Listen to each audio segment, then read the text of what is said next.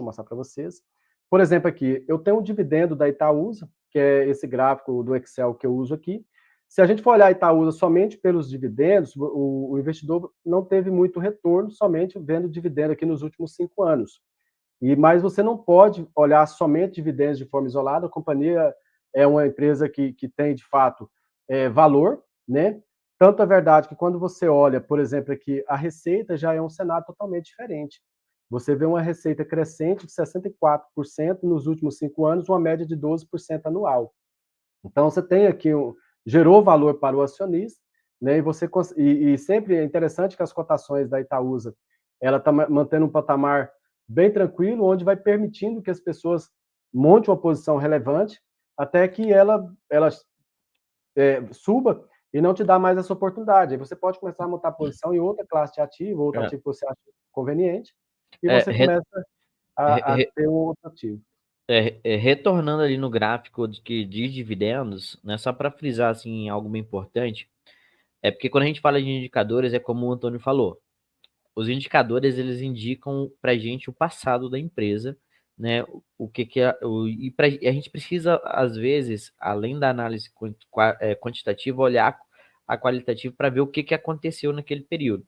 Por exemplo, quando a gente olha para esse gráfico de dividendos, teoricamente para quem está buscando dividendos em crescimento, vai excluir Itaúsa. Mas por que os dividendos dela começaram a diminuir? A empresa está dando prejuízo? Não. Aí quando você vai para o outro gráfico, tem receita crescente. Espera, como que a empresa está crescendo receita, mantém a margem e dividendo está caindo? Aí a gente tem que tentar entender o porquê. Quando a gente fala de Itaúsa, foi até legal trazer ela, porque é uma empresa que a gente acaba falando mais, a gente acaba tendo a informação na ponta da língua, é o quê? A empresa vem fazendo novos investimentos, vem comprando outras empresas, aumentando a posição em outras empresas que tem dentro do portfólio. Né? Comprou a Egeia, por exemplo. Então, se eu estou investindo mais, logo eu vou distribuir menos. Né? E os investimentos dela tá trazendo retorno, inclusive, né, principalmente o Itaú. Só para clarear um pouco para quem está assistindo a gente, para não ficar aquela ideia, se a empresa não está crescendo dividendo, é ruim. Inclusive, no modelo de filtro que o Antônio fez agora, exclui empresas boas como VEG, por exemplo. Mas não é que VEG é ruim, é porque, de acordo com a premissa do filtro que ele fez, do que ele está buscando, tem certas empresas que vão ficar do lado de fora. Igual ele falou, dividend yield de 6%. Yield de mercado da VEG hoje é 3%. Né? Seria mais na média americana. Mas é porque ela é uma empresa de crescimento. Aí vai de acordo com o que a gente está procurando, não é isso, Antônio? Inclusive, a questão da VEG e outras companhias, são excelentes companhias que tem no mercado, tanto no Brasil quanto nos Estados Unidos. A gente não pode ter tudo, né? Então, isso aí eu já entendi, porque tem N opções de você fazer investimento no mercado. Então, às vezes vai ter algumas companhias que, infelizmente, você não vai conseguir alocar no seu portfólio, mas tem outras excelentes companhias que você vai alocando e fazendo administração, e em algum momento essas companhias também podem gerar alguma oportunidade, que vai aparecer no seu filtro, e você vai ali e você vai alocar o seu capital. E aí, como o Rubens bem colocou aqui, eu sempre friso bastante isso também no canal, que você não deve olhar nenhum indicador de forma isolada, Benjamin Graham, preço teto ou qualquer outro indicador. Você tem que fazer o cruzamento de dados. Eles vêm trazer para vocês informações relevantes e coerentes. Uma vez que eu adiciono um ativo no meu portfólio, eu consigo acompanhar ele mais de perto. Por exemplo, se eu resolvo adicionar a VEG, eu preciso entender que eu vou receber menos dividendos, porém eu vou ganhar um crescimento de receita, crescimento de lucro, e ela também está gerando um retorno sobre capital, que é o ROIC lá, sobre investimento de 35%, se não me falha a memória agora, um ROI muito bom. Então, eu vou deixar de receber poucos dividendos, mas, por outro lado, eu vou ser muito bem remunerado em outras camadas de lucro para o acionista, né?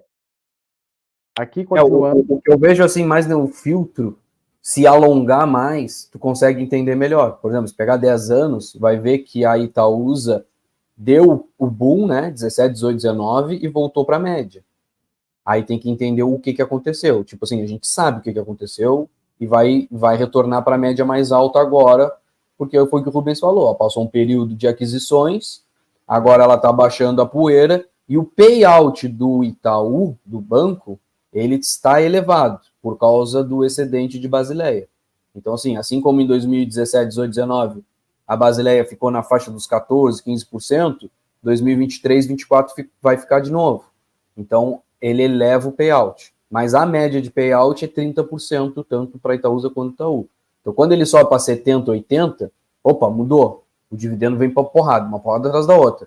Mas porque Exato. teve excedente Basileia. Então, isso não está nos indicadores. Agora, se alongar, tu consegue ver que, opa, parei, tinha uma média, explodiu, retornou à média. O que aconteceu?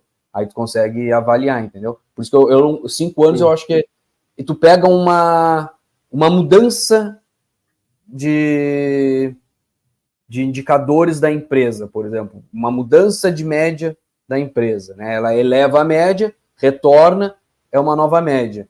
Isso para qualquer indicador, né? Não é somente por exemplo, falou a VEG. A VEG tinha uma média de 25%, 27% do ROI. Hoje já está 35%. É outra média, é outra empresa, é outro lucro, né? Já mudou. Exatamente. O que vai acontecer? Cotação vai subir, yield vai diminuir. Isso aí não tem. A partir do momento que a VEG fala, opa, não tem mais crescimento, o meu payout não é mais 45%, agora vai ser 80%. Porra, aí, né, explode, faz a mesma coisa que a Itaúsa fez. Aí vai ser uma nova média, vai mudar. Então, dentro dos 5 anos, muda muito a média. Tu não consegue o alongamento para entender o que aconteceu. Por isso que eu gosto de pegar sempre os 10 anos, mas é perfeito isso aí, porque engaja isso aqui que a gente está avaliando, né, para poder entender. Como é que cresce receita e diminui